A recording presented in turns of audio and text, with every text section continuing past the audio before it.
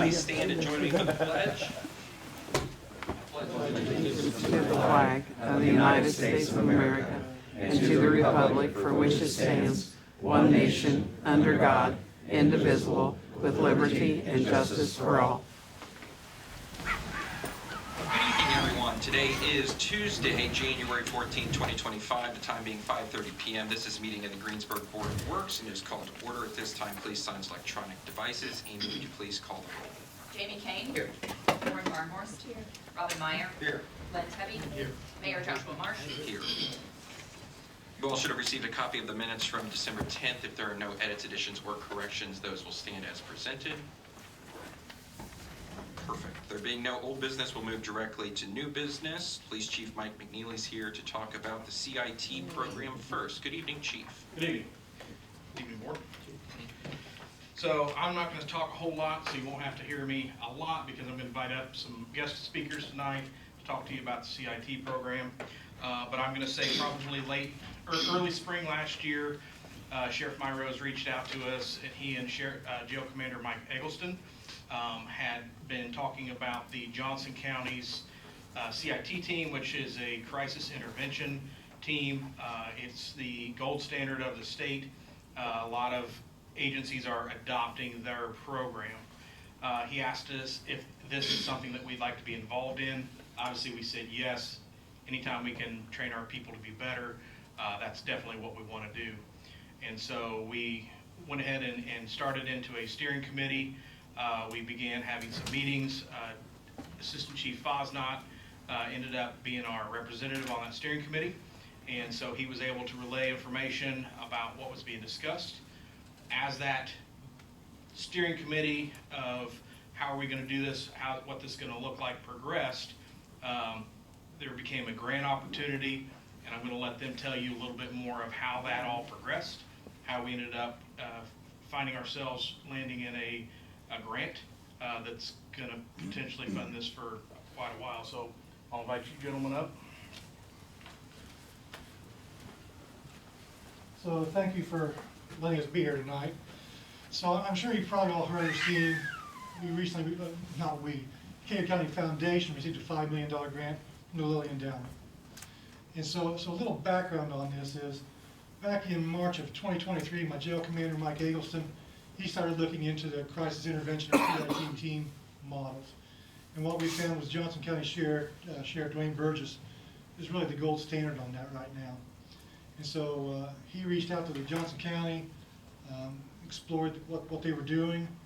In fact, their team came down and gave us some training. Some of my staff has already been through the 40-hour training on the CIT program.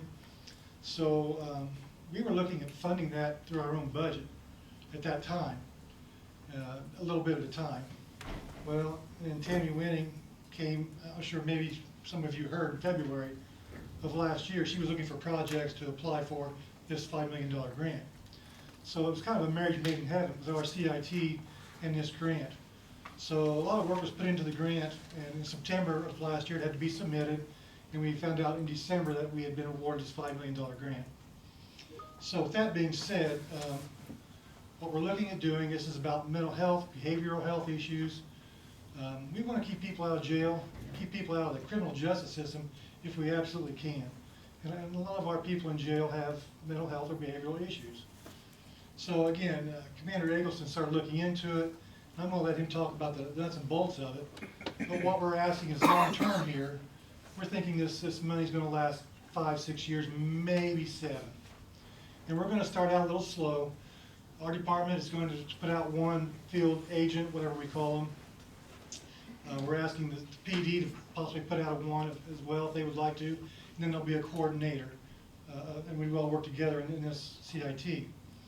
Down the road, what we envision is 2 on each side, 2 for the Sheriff's Department, 2 for the Police Department, and again working as a tandem with the coordinator.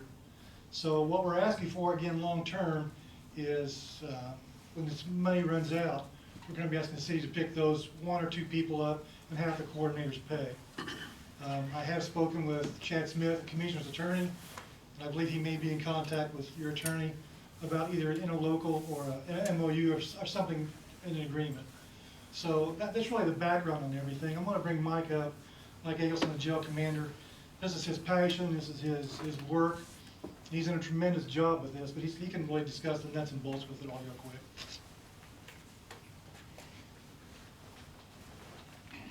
Evening. So the brass talks, and then I get to take over. The crisis intervention team it's complex, but it's fairly simple in its application.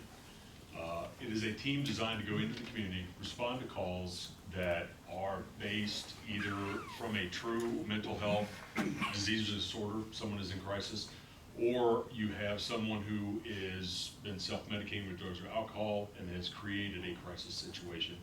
The team is designed to create an atmosphere within the community that enables first responders to provide mental health avenues to folks that would not normally get them or would normally have to be in a complete crisis in order to get those services. It is designed to create a situation where first responders have a more safe environment to work in, and we also provide the person that's in crisis with a safer environment. Law enforcement is the face that most of the folks will see because that's the team that will be responding, but it's not a law enforcement program. First responders will benefit through the training and the response of the team to aid them in whatever their mission is, but it's not a first responder program. This is a community-wide program. It is designed to create a community-based effort to enhance the mental health services throughout the county. And it's done by bringing together a partnership between not only law enforcement, but all the first responders, dispatch, fire, EMS, as well as the community resources that focus on the mental health problem, bring everybody to the table and create basically a giant team that enables all of those folks to work hand in hand. For years, what has happened is the jail and the ER have been the dumping grounds for folks suffering from mental health. The problem with that is that drains resources from those two organizations, and at the end of the day, they don't get the help that they need. At the jail, yes, can we treat on a certain level what they may be suffering from? Can we detox them? Absolutely. Is it the best course of action a lot of times? No, it's not. It needs to be mixed with some prevention. It needs to be mixed with some different types of treatment. Can the ER treat those? Absolutely. But does it drain resources? Yes, it definitely does. What this team is designed to do is put those resources back on the street where they need to be, whether it's fire, EMS, patrol officers. Get those folks back to doing what they need to be doing and let the folks that have been trained in it deal with the mental health, whether it's the officer on the team, whether they're pulling in an LCSW, whether they're pulling somebody from the hospital, working together in collaboration to alleviate and reduce costs across the board. Nationwide, probably 30 to 45% of the calls that come into the 911 dispatch center have something to do with mental health. Whether it's minor, whether it's major, they have something to do with mental health. If you want to talk about reduction of numbers, I started using the philosophies and the principles from this training in the jail. In 2022, there was 128 use of force reports in the facility. Last year in 2024, we had 23. It works. It works across the board. And that's just from our perspective with the limited resources that we have in the facility, reducing the impact on folks that are suffering from mental disease or disorder or from an addictive comorbidity mixed with mental disease or disorder. So the program works. So what we're asking is to, this program will run on the grant. We're asking for you folks to give us the time to use that grant period and bring back numbers to show how this is affecting the county and the city. Because I will stand here right now and guarantee that it will. So just, looking at some of this, I think the idea is fantastic, and I think it can absolutely work. I love the idea that the grant will pay 5-6 years. It gives us a good testing ground to find out, hey, is this worth adding the money to the budget to pay for those things? Just have a few other concerns though. If we're gonna look at a field agent, maybe one for Sheriff's Department, one for PD, and maybe I've got this wrong, but I think they're gonna work very much in tandem together, right? Or maybe because just talking to Chief McNeely, asking some questions. But if we've got one working for the county, one working for the city, they're gonna have, maybe even we give them the same pay range, but they're on different benefit packages. That could create some disparities. So I mean, I guess what I'd rather see is maybe they're all in one group and maybe they report to a board, right, or something like that. And so maybe that board is, got our sheriff on it, our police chief on it, maybe the mayor and a commissioner, and maybe even a council member from the county and the city. And there's a board that oversees that group, right, that the counselor and those people, but maybe they're all either paid. I think you get into some of these discrepancies with their pay and their benefits. We really need to put them in one agency. Maybe this one's mainly assigned to PD and this one's assigned to the Sheriff's Department, but I don't know, I have concerns because if you and I are doing the same job and I've got a different benefit package than you, there may be some resentment at one point in time, whoever's got the better package, right, or things like that. And in all reality, you have it now. Yeah, so- In the pay differential between police and sheriff. But I understand exactly, and that's where we're hoping that the attorneys get together, put their heads together and come up with the best way to manage the program. You know, first blush, I'm not opposed to running this, so to speak, from our side, if that's what we need to do, if you want to contribute financially.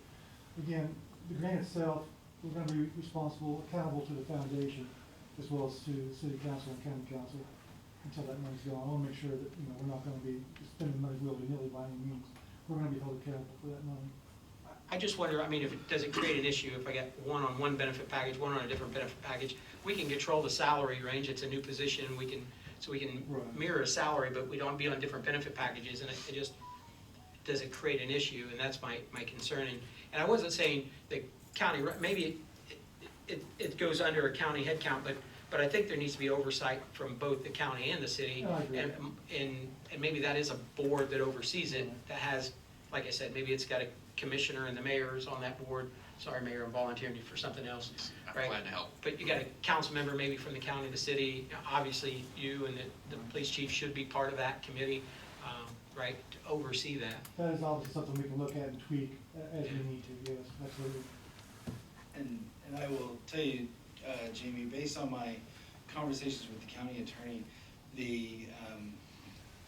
because we originally contemplated possibly an interlocal agreement to start with this, but because of the fact that the funding is coming from the foundation for at least the first 5 to 6 years, it's probably more likely to be some type of memorandum of understanding that kind of starts to lay out the framework of this. And I think our intention is to build the framework in such a way that over the next, timeline projection of 2 to 4 years, we start to see exactly how that all plays out, where the best, utilization of funds and resources is, so that you all can make the necessary decisions regarding that at your budgeting time, and give you a long enough projection, long enough runway to be in a position that, because a lot of things can happen in the next, 5 years regarding the funding, but I think the intention is probably, we have this now, let's utilize what we have now and move forward in a way that I think addresses a lot of what you're raising, because I think this is I will say from the practice of law, this is a relatively new component to what I would call the arsenal of the law enforcement agency in terms of addressing, addressing mental health and addressing it in a way that is better suited to address recidivism and other things like that. So I just want to let you know, I think from that perspective, what you've raised is something that's very valid, and it's something that I know in creating the framework around the MOU, the intention is to say, okay, how do we create this in a way that we're determining how best to structure it to move it forward. I mean, part of that MOU, and maybe this is just me thinking out loud, so please, but I think it's got to understand, like, how do we, this is new, right? Exactly what we're saying, it's new. So, we need to be constantly evaluating it, especially early on, to make sure we're doing the right things or learning lessons from where maybe we had issues, right? And then I think that's a piece. The other piece is, I mean, I think that the city and the county maybe have slightly different disciplinary programs, right? Maybe so, you're gonna have one person's gonna be held to one standard, somebody held to a different standard. That's why I really think it's important, they're all in one group. And maybe there's a memorandum of understanding and then, you know, but it's controlled by a board that's controlled by, it's an equal board from the city and the county, right? So I think that's the piece. Whether they're all based on the city payroll, they're based on the county payroll, but then it comes through that grant. It's just me thinking out loud. I think it creates other problems if we don't do something similar to that. And again, if that's the way it falls, we're gonna be in charge of it, I'm fine with that. I'm just thinking out loud. Sure, That's, you know, we're not jumping into this just without knowing there's gonna be some issues to raise. I think the idea is fantastic. So this isn't me trying to punch holes in it. This is me just trying to figure out how do we frame it so it works, right? Yeah, I think the IT it's great to get the resources to make this happen. I've been working in a behavioral health facility for 10 years, and the acuity of the patients is not going down. The volume of the patients is not going down. My office happens to be in the front of the building, and I see that blue and white Decatur County ambulance pull up. It makes me sick to know that we've got people in this county here, the Let's ambulance. We're taking people up to Indianapolis, put them in a facility that maybe we could have helped sooner. So I support this, I do.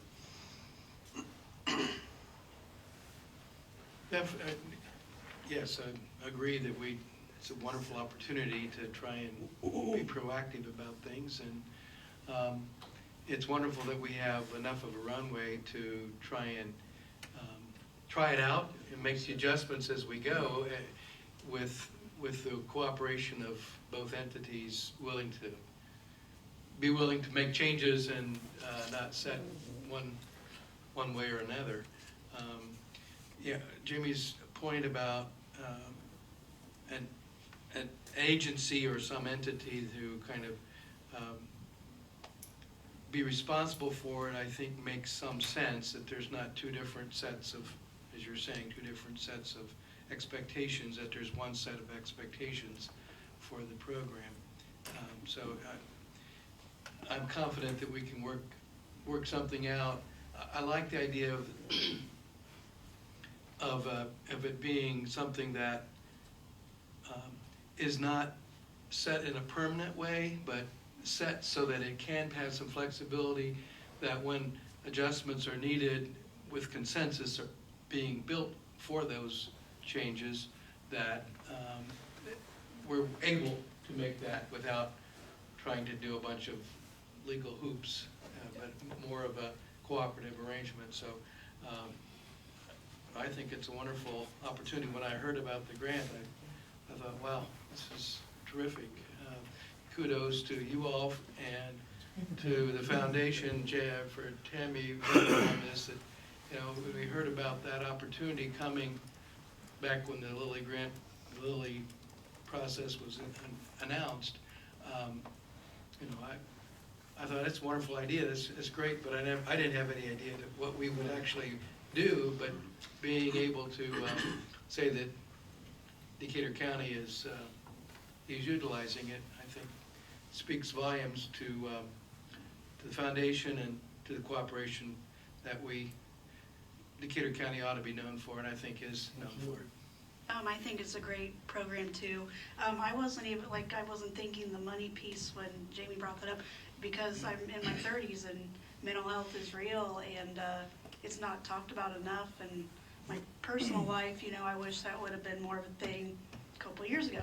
But I support it big time. I support it. So. Please come spend some time with us and you'll see the different side. Yeah. Well, I might have a change of mind, but yeah, I support it definitely. The good thing about it is, as far as the day-to-day operations of the team, that's all governed by CIT International. And this isn't the state standard, although it is governed by NAMI on the state level and at the national level as well. But these are techniques that began in 1986, and they are on an international standard. I mean, the program and the way it's established and the way it's run and the way it's put into place is accepted worldwide. The nice thing about it was this past July, the international conference was actually in Indianapolis, which I had a great opportunity to attend. So it was interesting to see how that, at the end of the day, no matter where it was literally in the world, it was managed and run the same. And because it's not a specific, it's not law enforcement, it's not fire, it's not EMS, it's not mental health. Everybody's in a partnership, and so the way that's established, the way the partnership runs, it allows everybody the freedom to work within their discipline, within their unit, but at the end of the day, the important thing is the mental health of the community. And so, that fortunately, you know, and I know in talking with the police chief and assistant chief, this is one of those programs where you check your U at the door and we serve the community, and that's all that matters at the end of the day. And not to drag this out any further, but again, another aspect of this is these folks are gonna go out and dealing with the suicide, the domestic violences, so our road guys can get back on the road and do what they do. And that's a big benefit as well. The other benefit, I think, that you emphasized was that it really is a community program, that it does bring the community resources and to be able to be coordinated well. And that I think is the real advantage in the long run. So. Thank you. Thank you for your Thank you, time. gentlemen. Thank you. Okay, Chief, you want to update us on the K-9? Sure. So, you will see in the claims, there was a claim that met the threshold where I needed to come and get your approval. The amount that was spent came out of our donations fund, and it was asked that it be done in a timely manner, so I went ahead and made that purchase. I'm gonna talk to you more about it next month. I'm actually gonna bring the K-9 in for you guys to meet next month. But it was a timely purchase. It was a good move on our part, and I'll thank the Sheriff's Department. The K-9 did come from the Sheriff's Department. They were treated us very well with that, and I'll be happy to update you guys more next meeting on it. Thanks. Thanks, Chief. Amy, you've got an update on the book. Yeah, just keeping everybody in the loop on the fire department book. We had the 30 that were gonna be donated. Those, I believe, Assistant Chief has taken care of those. And then there were 115 sold, so we have 55 still available. I think 54 of them are in my office right now, and I think Chief Sturmer has one, so. Of the fire department. Just wanted to keep everybody updated. I believe that Monday, January 20th, Assistant Chief Winning has a presentation at the library. I think it's at 7 o'clock, 6 to 7 o'clock in the evening. Book signing tour. Yes, he continues the book signing tour. Yeah. So that's it. Perfect, thanks. Zach, do you want to give us an update on our other fire station project? Good evening, Board. In regards to the old fire station department proposals, we unfortunately did not receive any proposals, so we are back to square one. But Jack Woods with the Veritas Group is here to kind of explain next steps and how the statute tells us we need to proceed from this point on. So I'll give him the floor for a few minutes to talk to you about that. Thank you, Zach. Good evening, everybody. Again, I'm Jack Woods, Director of Community and Economic Development at Veritas Group. As Zach mentioned, we did not get any responses to our RFP for the former fire station building. Started to do kind of a little bit of an analysis on why that might have been. I reached out to a few of the folks that we sent it to. The feedback that I've gotten so far ranges from the price. I think our tag just for the building itself was a little bit under $500,000. Some of the other folks that Zach and I met with during the process as a whole back in December that were interested talked about how the site may be reused from a multifamily or mixed-use developer standpoint. Most of those folks were looking at tearing down the property and starting from scratch. If you factor that into the cost, we're looking at another $250,000. So for most developers that are gonna wanna do something ground up, take the old building down, not do an adaptive reuse, looking at $750,000, I think was a big challenge there. For some of them, the guy that I talked to this afternoon after we didn't receive any responses represents commercial construction company. He pitched it to at least one local developer who has some familiarity with Greensburg and that site specifically. Their feedback to him was the parking and right-of-way were challenging. I think if we look at an apartment building, even an event center, restaurant, the way that the site's laid out right now, building as is, I think there are some parking challenges to consider as well. So that's kind of the feedback we've gotten so far. I haven't done a lot of due diligence other than what I've shared, but I do think it's worth having some additional conversations with folks that we've sent it to, better understanding why they might not have submitted, in addition to any of the things that I just covered. And then I think also, as Zach said, maybe considering how we move forward.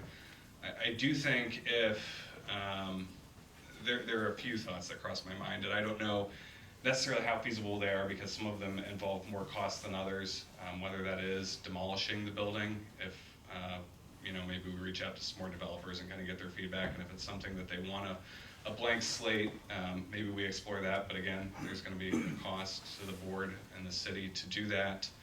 I've also kicked around and mentioned this to the mayor and Zach, potentially working with the RDC in some consideration. When we talk about property disposal in the state of Indiana, the RDC has a lot more flexibility than just the city itself or the Board of Works. If we received no proposals through the RDC process, we could wait 30 days and then would be free to negotiate and accept any price for the property, including a value of zero. Because we did this through the Board of Works, not the RDC, if we wanted to do this process again and sell the building again, we'd have to go through the RFP process and then take the minimum of the 2 appraisals which we got. So there is a little bit less flexibility the way that we have done it this time, and I know it's just kind of how we wanted to approach it this first time, see what the interest was, but it may be worth a conversation and understanding if we do want to leverage the RDC or not. So off the top of my head, I think that's kind of what I've been thinking as we've gone through this process, and that we haven't gotten any responses yet, just where I think we're at. But first thing I think is kind of, again, talking to some of the folks that we've reached out to initially, and then maybe thinking about a list of local stakeholders, developers, folks that have a really localized interest in the project, and seeing what their interest might be and what some of the hurdles for them may have been with this first round of RFPs.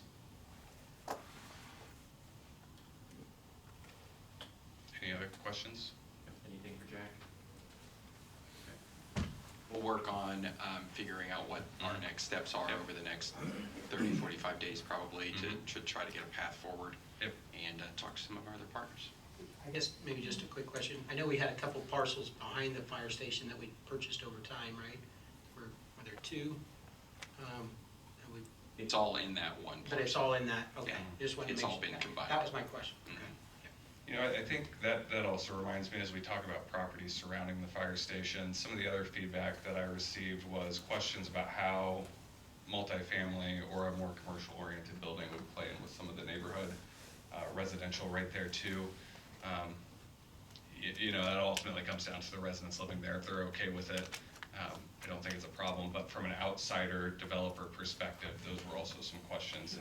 Are those folks open to having additional traffic people there too? So maybe another question worth answering. I think we knew it would be a challenge, so I'm not surprised. Yeah. Okay. Anything else for Jack? Perfect. Thanks, Zach. Thanks, Jack. Okay, Zach, your next thing is the Main Street Sewer Project. Michael Breaker gave us a proposal for the Main Street sewer work and water work. Michael Baker is INDOT's designer for the Main Street reconstruction, along with our designer for the water main and sewer improvements. So, a big chunk of this proposal is the water service carried under the railroad tracks, which is to be eventually approved by the water board. It was on their agenda, but they canceled their meeting this month, so we'll go to them next month. So your approval tonight is pending the water board's approval when you go to make any motions this evening. But in regards to the sewer aspect, The SUE investigation, which is subsurface utility exploration, is for the sewer line on the east main portion of the project that is to remain in place and get improved along with the project. So that's just extra utility locates coming out, doing some non-destructive digging and making sure everything's where it's supposed to be.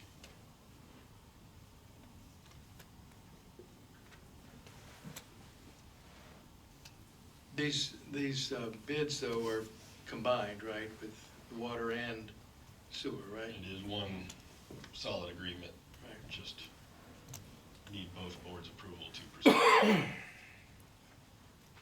But it also is something that both the sewer and the water, we're all in agreement that that needs to be corrected, and the NDOT's gonna be making changes in the highway, and this is the time that we need to do it if we're gonna do it. Yes, yes. And Rick would really like to fix his west Yes, I water mean, main. it's, yeah, and that's not been, He gets a really good deal on his work. notwithstanding the question, well, you know, it's gonna cost money, well, it's gonna cost money, so it's an opportunity, timing is right, so I think we just need to move forward. I don't know what my colleagues have in mind, but I don't know that there's a lot of discussion that we need to go These were about. part of the capital improvement plan, right? It is all included in the capital improvement plan, yes. Do we just need to approve the contract amendment, revision number 1, correct? Correct, pending water board approval of the same amendment. And then we also need to approve the SUE work. It's all in one. It's all in one, so you just need one motion to One motion approve to the Michael Baker agreement Yes. modification. So moved. Second. Motions. Pending the approval by the water board. Is it Baker or Breaker? Baker. B-A-K-E-R. Motion's been made by Glenn, second by Jamie. All those in favor, signify by saying aye. Aye. Those opposed? Okay, perfect. Now let's talk about Park Road. Next engineering you have in front of you is from Strand Associates. Steve Rule is here this evening for any questions you have from him in regards to the technical aspect of it, but I will summarize it and open it up to any questions once I get done. This proposal is for Park Road phases 1 through 4, complete reconstruction of the sewer in all of those phases, well, mostly 2, 3, and 4, but it does involve the reconstruction and improvement of the lift station at the golf course, and then proceeding east to the sewer plant. With this proposal, we actually get rid of the lift station there at Ryle Edition, so that'll help us in the long run of one less lift station to maintain by converting it to gravity before that. So part of the complications with this engineering is the fact that Park Road is getting built from west to east, whereas the sewer runs that way also, and technically you're building it backwards. So Strand's contract is to design it so that it fits in the Park Road phases to where it gets broken out. We have the construction drawings appropriate for each phase, and it gets built along with the construction of Park Road, saving us costs on construction. And then figure out a way to make the sewer keep working by building it backwards. So a lot of engineering and planning will be going into this to make sure it works. Building the plane while you're flying. What else would you want to do? Again, it's an opportunity that, Yeah, and just as a point, so HWC and USI are our partners on the Park Road project. Strand has done this work for us for a long time and had most of this design work already completed as a standalone project, so it's being reincorporated into the new design we've met, we've brought all of the partners together who understand that Strand's design has to fit in the USI design and vice versa, so everybody's on the same page. Steve's gonna love it, and it's gonna work out just fine. But we need to do it as we go with the project. There's no reason to not do the sewer project as we're doing it. This was, as a point of, this was not reimbursable under the federal money anyway, so we are sort of operating in our own space. It is in the capital improvement plan. Yep. Any questions? Steve, anything that you feel like we need to I add? think Zach did a wonderful job describing the project. I'd be happy to answer any questions the board has. The other piece of it too, it is a pretty substantial sum. It is over the next several years. Like, we're not starting construction until 2027, eight. So, I mean, there's a lot of years that it fits into the budget for, so. Okay. If not, we'll take a motion to approve the agreement with Strand for phases 1 through 4. So moved. Second. Motion's been made by Glenn. We'll give it to Lauren. Second by Lauren. All those in favor signify by saying aye. Aye. Those opposed? Okay, perfect. And you got a quick update for us? Washington Street, unfortunately, due to the weather, has not made a whole lot of progress since our last meeting. Montfort Street did open up, and Jackson Street did close down. Shooty has been working out there through some of the weather to keep the stormwater work moving. They have been able to get access to the structure in Jackson that they needed to verify current existing pipes in there, making sure they work with the new pipes that are coming in there. So they are moving forward and everything is progressing. It's just a little bit slower right now than everybody had hoped.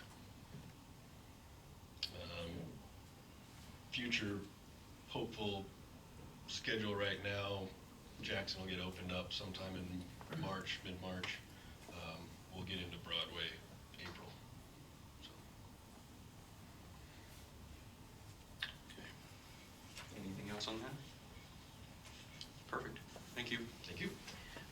If not, before we do the claims, want to be sure that we take a moment and say thank you to the street department, and Mark's team did a wonderful job for us.